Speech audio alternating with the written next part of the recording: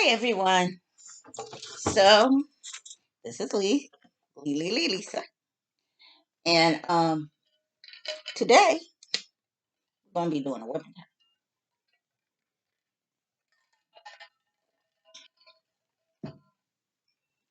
But today's gonna be different because today we're doing Crime Time Saturday. We talk about crimes. And shout out to Teresa who first brought this to the community. Teresa was the first person to do this. So shout out to you, Teresa. Anywho, so let's just dive right into this, shall we? Hold on. My new hairstyle. I love it. The bangs. Just I love it. Okay. So, okay. To start off, we're going to talk about what I'm working on. Okay. I am working on the new release from Diamond Art Club last weekend. The Phoenix by Raven Falan. It is gorgeous. The picture is gorgeous. Help myself. So I got it. And I'm working on it now, you know? Okay, so let's get into it. So today I want to talk about this chick named Anna Delvey. Okay. Okay. You talking about some entitled female?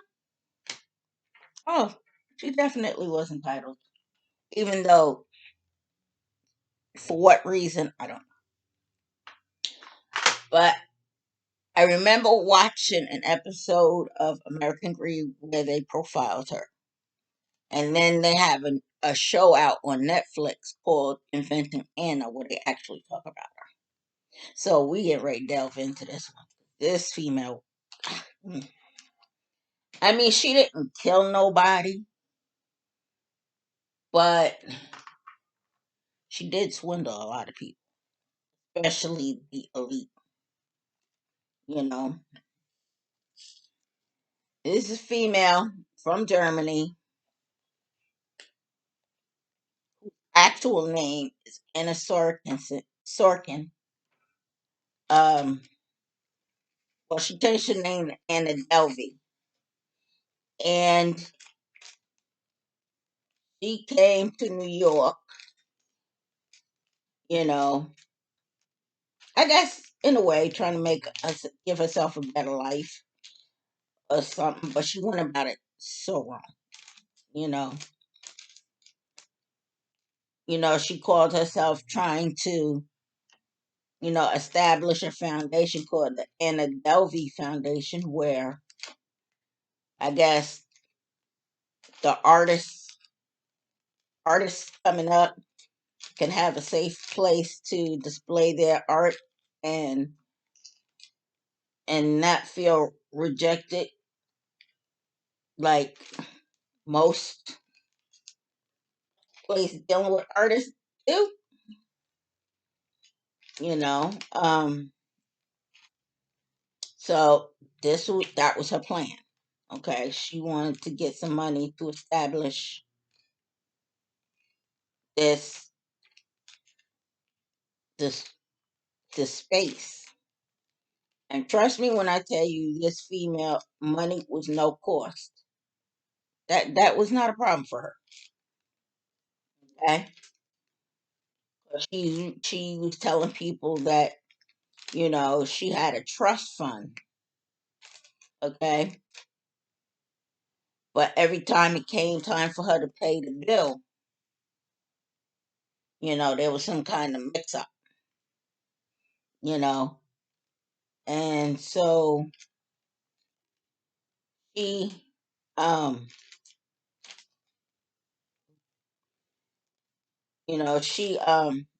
She was swindling.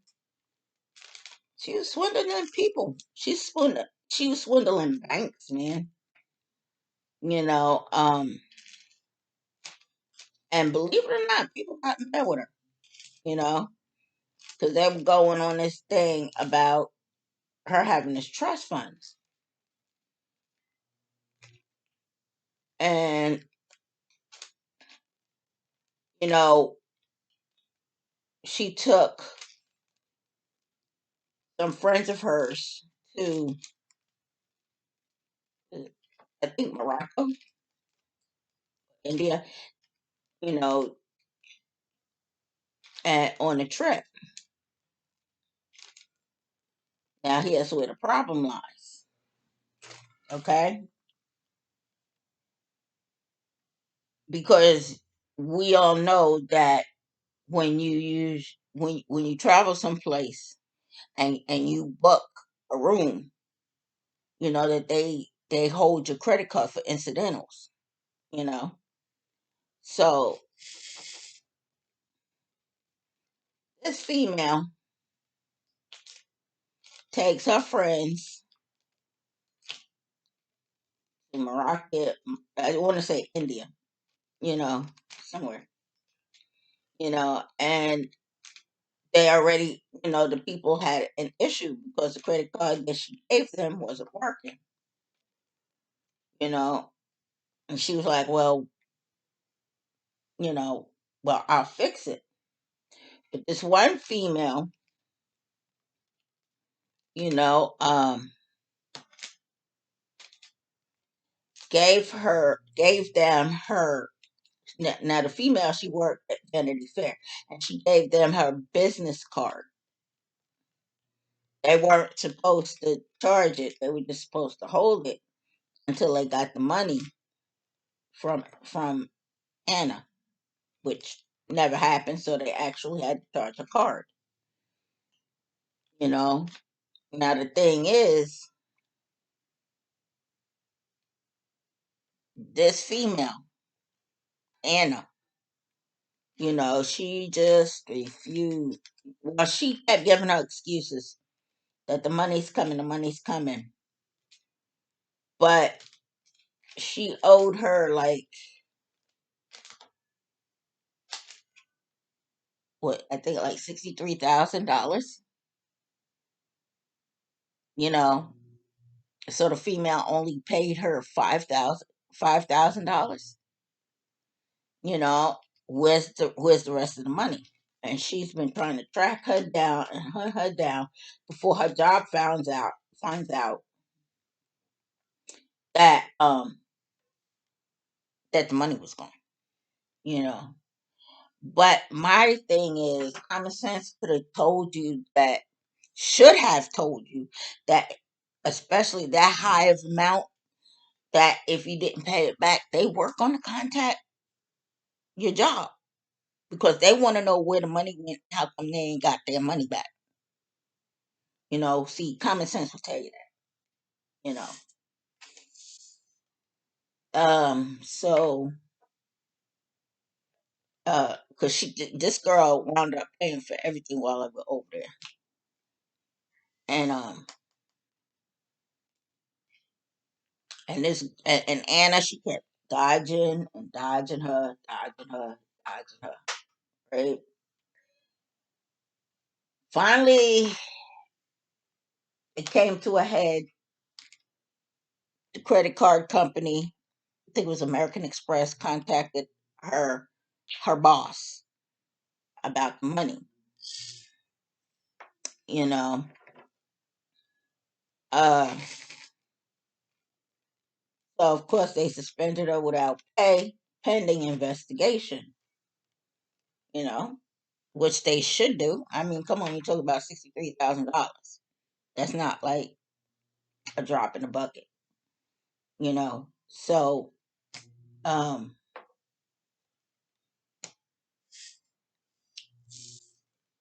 so she tried to contact the female, and the female just kind of cut blew her off. 1 week turned into 2 weeks, 2 weeks turned into a month turned into three, and she just was dodging her, you know. So, but and the funny thing about it is because her friends, and I thought this was the most funniest thing. Yeah, I guess birds of a feather really do flock together. I said because this was funny when I found out who her friends were. One friend was Billy McFarland, and if you don't know who he is, he was the one who did the Fire Festival fraud. Okay, because they did a whole episode on him on American Greed. Actually, they got a couple of documentaries out on him. One on Hulu, one on Netflix. Okay, and I'm like, and then Ja Rule's name was attached to it. The rapper Ja Rule. I was like, you gotta be, you have so gotta be kidding. The other friend, and that's going to be a whole nother whipping chat because we're going to do that. The other friend was Martin Shkreli. Now, they did a whole episode on him on American Greed as well. Now, he was, I don't even want to say entitled prick, but he was just an asshole all the way around. Okay, because he was like big pharma. And what he did was he took like the price of an HIV pill, which was like $7 a pill. He bumped one pill up from $7 to $750. Pill, you know. I'm like, wow, you know. I'm like, well, who the hell gonna pay for that? I know you don't expect the insurance companies to pay for that. They barely pay for the things that we need now, and you just okay. Well, good luck on that one. But the thing of it is with him, because he, like I said, he was an asshole all the way around. Okay. He actually got into it with Ghostface Killer from Wu Tang Clan. Wu Tang Clan, because they actually put out a CD called "Once a Time in Shaolin." Okay, $2 million. But you should see, you should see like the case and the stuff that it came into. I mean, it was just gorgeous. $2 million. I said for $2 million, that bitch better be made of real gold. I ain't play. You know, but and it was basically they put that out, against piracy. You know, people taking their music. So basically, if you don't have the CD, you're not gonna be able to listen to it. So he actually, Martin Shkreli, actually purchased that, and then had the nerve to go at it with the lead of Wu Tang Clan, which is Ghostface Killer. Now I remember sitting to myself saying, "Now boy, you don't want none of that." Because you have to remember a lot of these rappers, especially when you're talking about like Wu Tang Clan, they all came up from the street.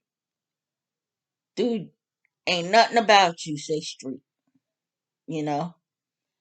So you really don't want the smoke, you know. But thank God, Ghostface Killer. I mean, they went back and forth, but I guess in the end, he just like, you know what, this fool, he ain't worth my time. You know, he was actually on,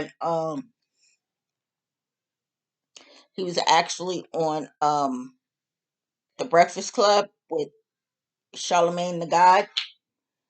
He was actually the donkey of the day.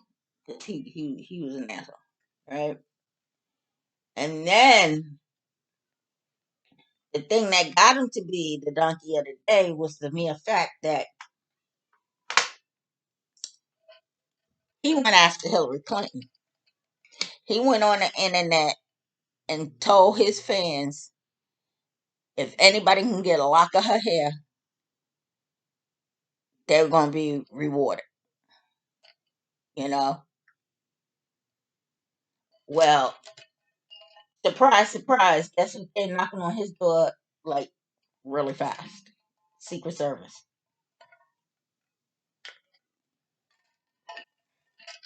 You know, and he had to go in front of Congress, and he was like, "Well, that's right," because he was out on bail, but then he did that stint with Hillary Clinton, and they revoked his bail. You know, come on, the woman was first lady. She was, a senator. You know, okay. Anyway, get off the beaten topic. But these were her friends. I'm just giving you a little bit of background because eventually I will get into those two. But I just wanted to give you a little bit of background on who these people she was hanging with. And both of them were episode of American Greed. All three of them were episode of American Greed.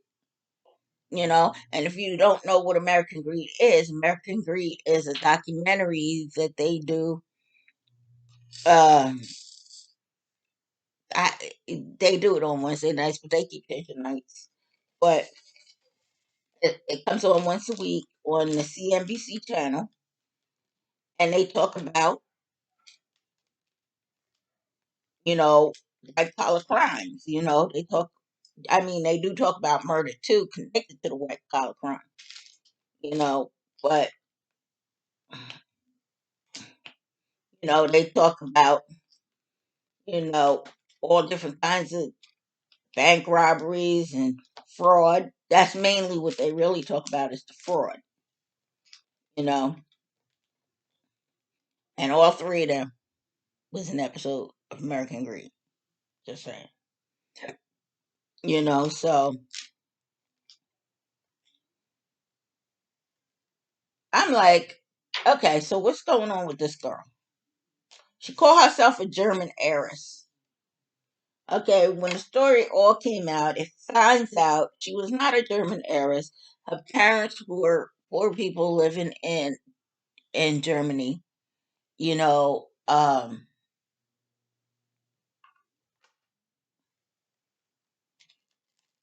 she didn't have a trust fund, and she swindled a lot of elite, out of money. You know, so they wound up arresting her. Now this is where it gets really, really interesting. You know, because she gets arrested and she goes to court, right? Obviously, she thought it was Burger King. She could have it her way, okay? Because she refused to put on clothes that wasn't Gucci or Hermes or something like that. Chanel. If it didn't have any of those names, she wouldn't wear it. You want her to wear something, you're going to pay money for her to wear. And like her attorney said, but they have clothes here for you to wear. I'm not wearing that. And I'm like, wow. So now the judge is pissed off and she's looking at her attorney like, where is your client? Because the first time she fled, she was supposed to go to court, she fled. And they wound up arresting her because she flew from New York to California and then put herself in a rehab center called, and I'm sure you've heard of it because they've had the commercials for it, Passages. She called herself hiding out in passages, and anything she did, she thought it was Burger King. She had her way. But they managed to arrest her. One of her friends that she took for like $63,000 actually set her up to be arrested. I said, good for you, you know. And so, um, I said, good for you, girl. So when they brought her back, and so the judge was getting irritated at her attorney because the girl's in lockup. Why is she not here? You know, because she chose not to wear the clothes that they would provide for her. She wanted something that you're spending like over $1,000 for, you know. And so I'm just sitting there looking at this girl like, are you kidding me right now? This is what we doing, you know. So she finally gets into court and she looks around and notice ain't nobody in the courtroom, you know. Don't nobody, really care. If they knew, you know, because you're not a celebrity. Well, she had this friend of hers who was a black girl, and she played right into her hand because then what her friend did was she started taking pictures of her in the courtroom, which is a no no, and she started posting her what she was wearing on Instagram, which actually now has sparked a lot of people's interest, and now the courtroom is getting crowded, right? So next time she goes has to be in court. Here we go with the clothes situation. And the judge finally told his her attorney, and she had like one of those big gulps iced coffees, and she said, "Let me tell you something. If your client is not in this room by the time I'm finished with this coffee," I forget what she said. Something she was gonna have to pay. Something was gonna happen. Oh, she said, "I will drag her kicking and screaming, whether she in her jumpsuit or not. She's gonna get she's gonna be here, you know." And by the way, I am a fast drinker. She said, "Don't let this big gulp fool you. I'm a fast drinker." So now her attorney is breaking her neck with a reporter that was doing a story on her, and she had to race to the store and get something for her. Of course, it wasn't rich or anything, but you know. And then she just had her friend corset back, you know. And like the other friend said, because she was like, because she was in Rikers, so she was like, well, we'll take it. She said no. The friend, the only one that had said, she said no. Are you aware of what she's in jail for? The Anna Sorkinson that you think, Anna Delvey that you think that she portrayed is not the same Anna Delvey that you know she's not. She's not her. You know, she refused to believe it.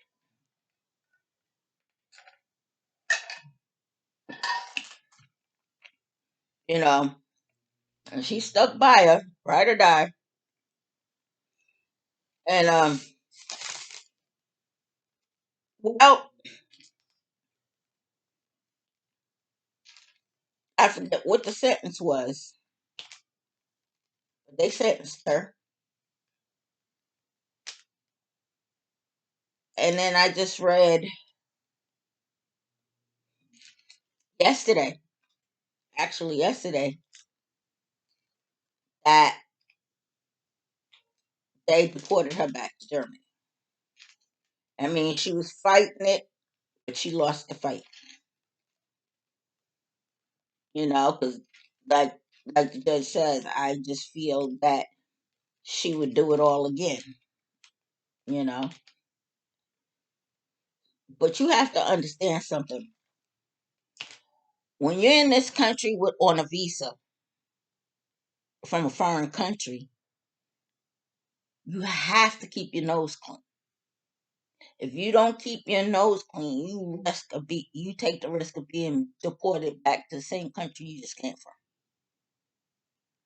Okay, but the thing of it is that her visa was about to run out, which is why she she checked herself into rehab because she knew her visa was about to expire, and she knew if she goes into rehab that would stop the clock on her visa expiring. You know, so I was like, what the hell, good lord, like what in the Sam hell? I'm like, damn, I was like, what we doing now? Really? It's like it was a really good show. I would definitely, if you have Netflix, I would definitely watch it. It's called Inventing Anna. You know, if you can watch American Greed, find the episode that they profiled her on, because that's the first time I ever heard of her name was on American Greed, and then they came out with Inventing Anna on Netflix. You know, and I was like, what this? You know, this female. And the thing is, she thought she was entitled. But you weren't entitled. Matter of fact, you didn't come from a family that was even worth entitlement for. Your family like poor people, low income, middle class family. You know, so I don't know where this entitlement came from.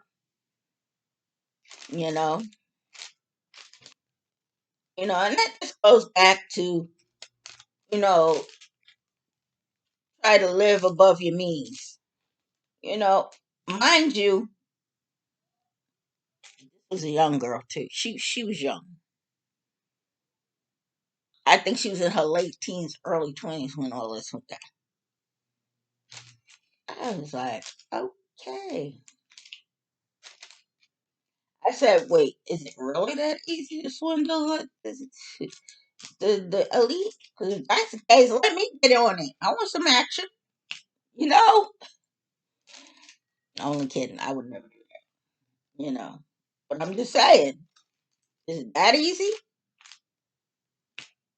So I'm like, okay. And I just need to shout this out real quick. Change the subject a little bit. Um, Sherry and I will be doing our mental health collab starting May 1st. Um, we started it last year. This is our second year. And we're going to be talking about mental health. You know, now I just realized that June is PTSD Awareness Month. I did not know that. I just found that out. You know, I'm going to try and do something for PTSD, a little something, something. I can't go extravagant because it's kind of short notice, really. But next year I want to do something big, because I do suffer from PTSD. I suffer from PTSD from military sexual trauma and rape, so I do suffer from PTSD. So I would like to do something try to figure out something to do real quick this year. But then next year I want to do something real, real big. In 2 years, I'm gonna put on a big event. Which I'm working on as we speak. You know,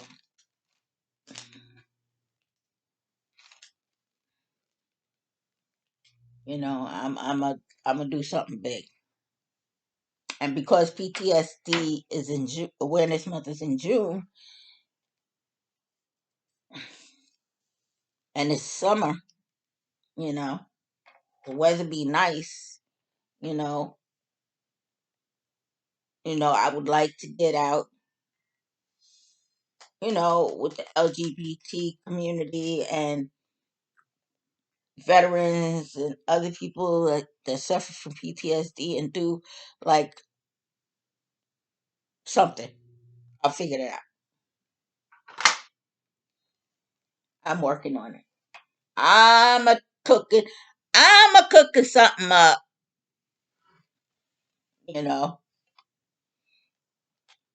But I do want to give. Do want to give. Do want to give thanks to Cheryl Katz because her Ticket to Ride had inspired me to actually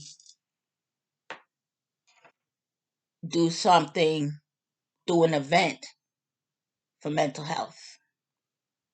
So thank you, Cheryl. You know, it was definitely inspiring because I saw her Ticket to Ride event and it was just beautiful. I'm just sorry I wasn't, I couldn't partake in that, but it was a nice event. It looked like it was a very nice event, you know. So I gotta start working on sponsors. I gotta start working on what mental health center I wanna work with as far as donating, because all the donations would go to the mental health facility, that I choose to team up with. You know, that's where all that donation is gonna go to. So, you know, I'm a cooking something up here, you know. And then I also want to do something because I am, an ordained minister. I do want to do something with that as well. Don't quite know yet, but I'm cooking something up in here. Yeah, I know. I said it a couple of times, but I'm just saying because I got these things that I have and I could do something with, but I'm just really not sure what I want to do with it. Whatever it is, it's going to help people. That much is a for sure, definite, out and out deaf. It's got to go to it's helping people. But what exactly is it? Can I do? You know, to help other people. I talk about my story. I talk about my situations. I drop videos. I do lives. You know, um, but there's something else I want to do. It just don't seem like it's enough. You know, I know you can't save the world. You know, but if I can help one person in the end, it'll all be worth it. You know, and I just want to help. I just want to help people that's out there sick and suffering because I've been down that road. You know, but then I had the mindset enough to know I don't want to stay on that road. And that's when I decided I needed to go get help, go get therapy, whatever it is I needed to help myself get up out of the situation, get up out of my head, I said, because listen, people, you know, I don't care what nobody says. When you got somebody taking something as precious as uh, what's the word I'm looking, uh, your virtue. That's where I was looking for. When you got somebody come along and take something as precious as your virtue, that does something to you. And a lot of people can't understand that. You was not invited, you know. I did not give it to you freely. You took it, and you don't have no right to take anything from me, especially not that. So when you have somebody that do something that plays a toll on your psyche, on your mental health, physically even, you know, that takes a big toll, and people don't understand that, and you need to. You know, whether you don't want to or not, you need to, because you know what, honey, you're not out of the woods. Because that can happen to you. God forbid, that can happen to you. Anytime, any place, anywhere. You know, so it's like, be careful on how you tread when you hear somebody said, I suffer from sexual assault, I suffer from rape. Be very careful how you tread. Because at the end of the day, that tide can turn and it could be you. And then them same words that you just spouted to that person that lived it, now you're living their nightmare. And now your language, your whatever it is you're saying, you can't say it anymore because now you're living it. And now you understand exactly what that person was saying. So it's like, tread very carefully when you're dealing with somebody that suffers from sexual assault or rape. Tread carefully because it could happen. I never thought it would happen to me, and it did twice. So I learned from that is never to say that'll never happen to me, because you know what, it did. And you know what, I don't like it. You know, I have to fight for my peace of mind, for my sanity, and I had to learn how to take myself out of the victim role to a survivor role. And that's just basically, I'm not letting this mother rent any more space in my head. No more. You did it for too long. Now it's time for me to take it back. Take back my power. You know, I went from a victim to a survivor, and I will always be that, a survivor. So that's my word. People that's never been through that, tread very carefully. You know, don't ever say nothing can't happen to you, because it can. You don't think you can get touched? You can. Not saying that it will, but you need to know that it can. You know,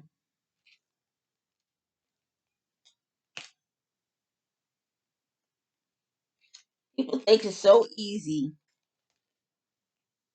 People think it's so easy to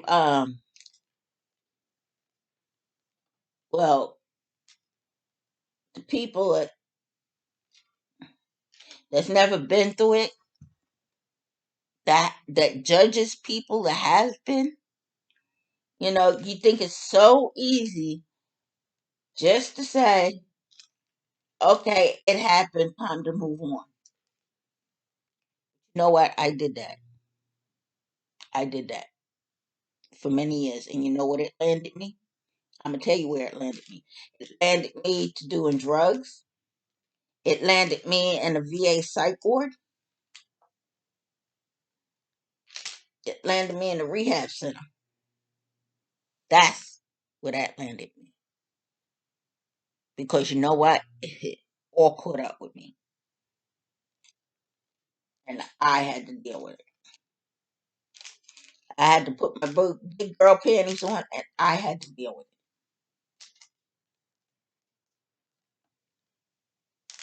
it, you know? And it's not like I had any family to help me. Well, my cousin was there. My cousin was there with me. So I'm not even going to say that.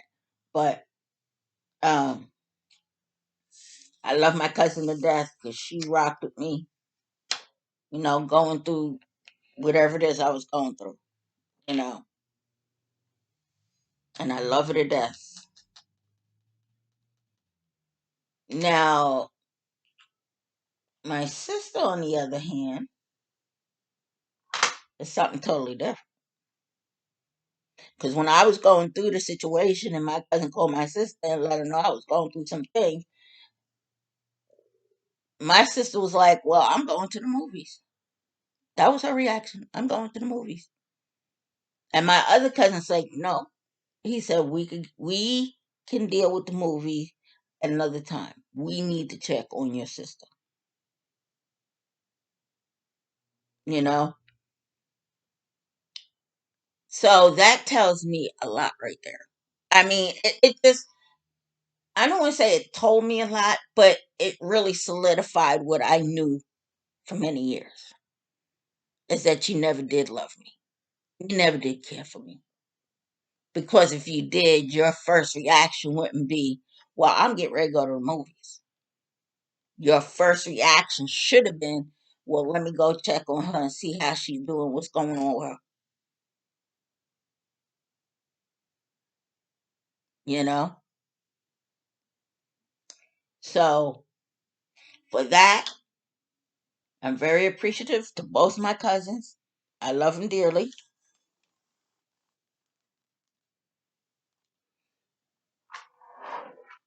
I love them dearly because they were concerned about my welfare more than my own sister was. You know, if if my cousin would have told us I died, she probably would be like, "And which point?" You know, that's the type of person my sister is, and this is why I don't rock her. You know,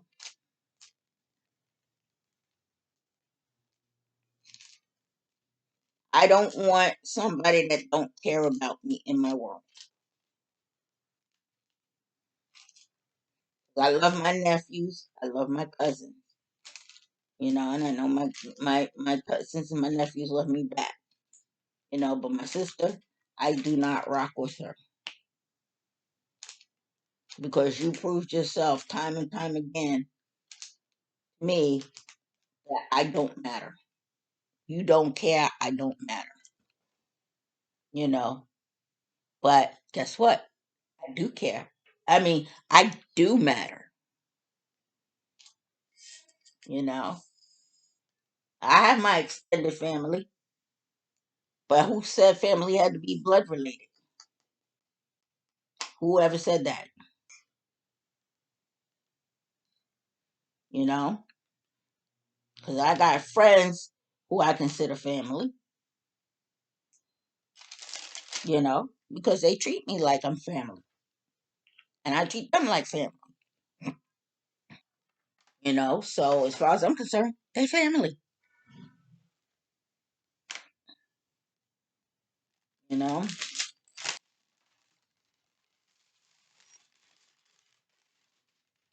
sorry about the crinkles, but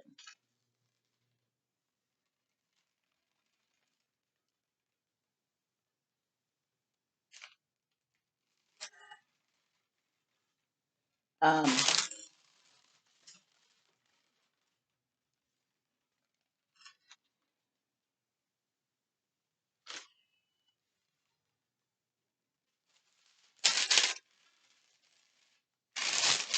So so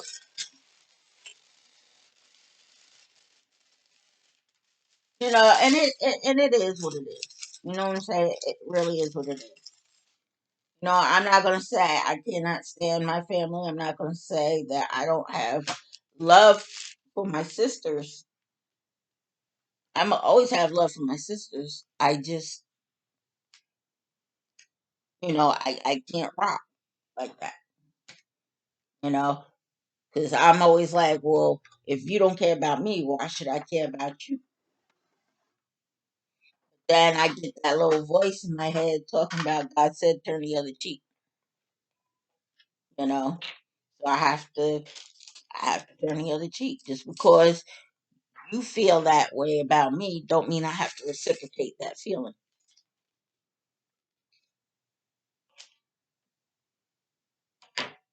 So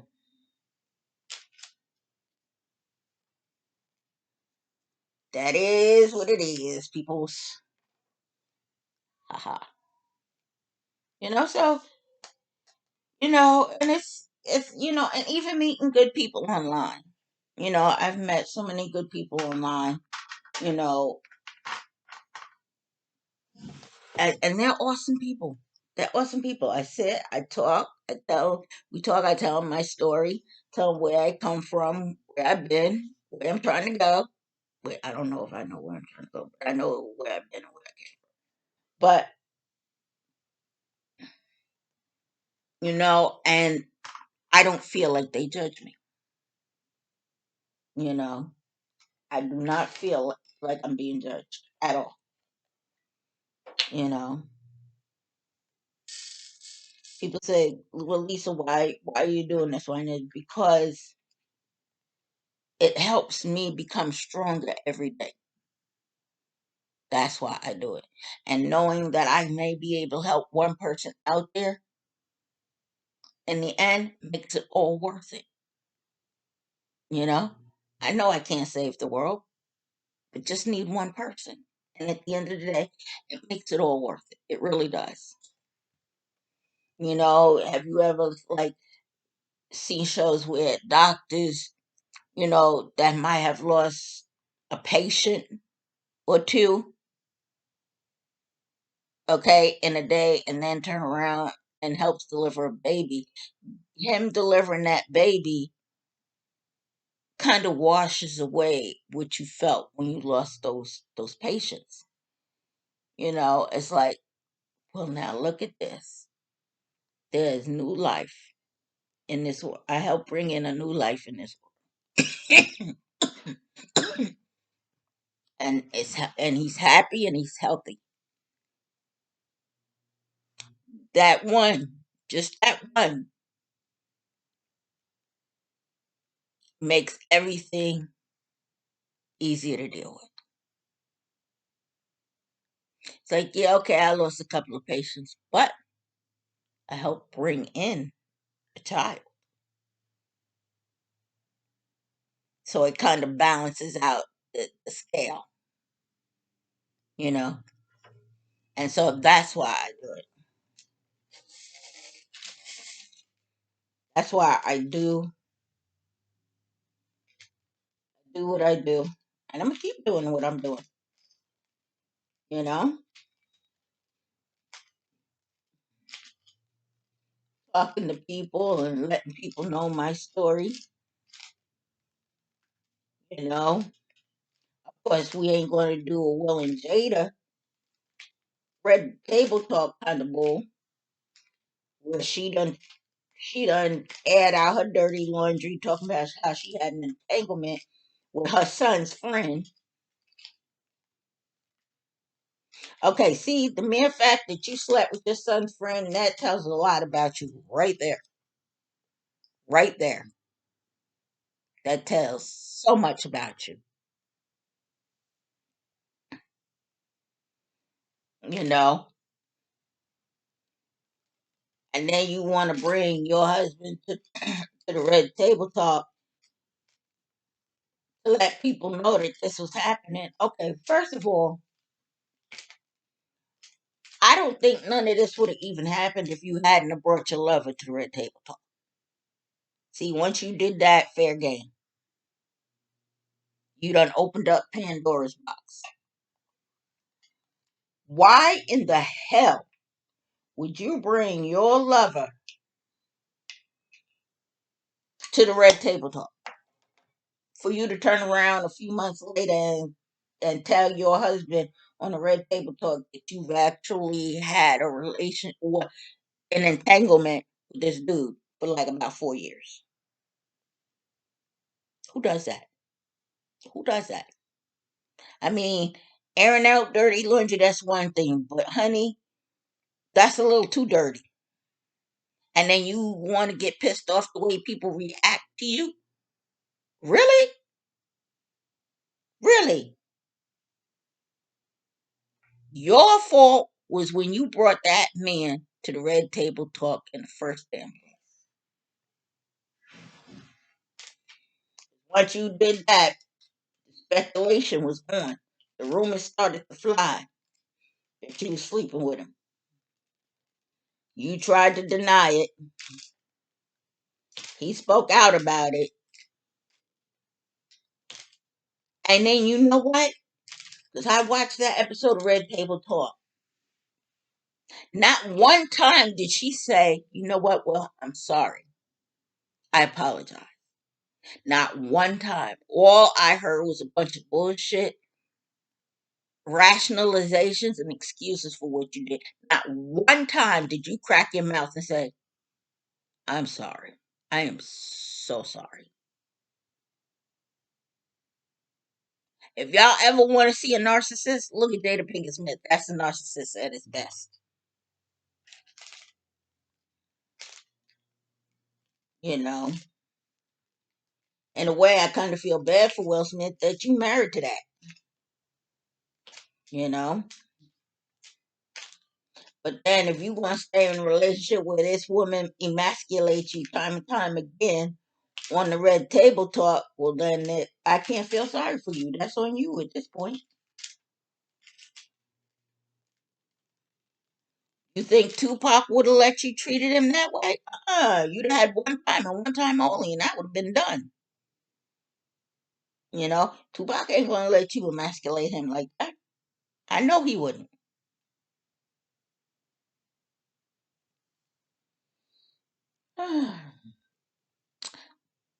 But anyways, people, I just felt like doing a crime time whipping chat. You know, I think the next one I may do is on Billy McFarland or Martin Shkreli. You know, I have to keep those three in a box because they're all intermingled with each other. You know, and shout out to Stitcherista for actually bringing Crime Time Whipping Chat to the community. Thank you, Stitcherista. Much obliged. Thank you, Cheryl Katz, for inspiring me with your Ticket to Ride um, event to do an event for mental health. I give credit where credit's due. I give props where props due, and you getting your props, Cheryl. And on that note, we're gonna say goodbye. Up tomorrow, I will be doing a live. It's gonna be Crime Time Sunday, and I will let you know sometime today. I will post up when it's gonna go live. But on that note, everybody have a great Saturday. And until next time, stay blessed and talk to you soon. Bye.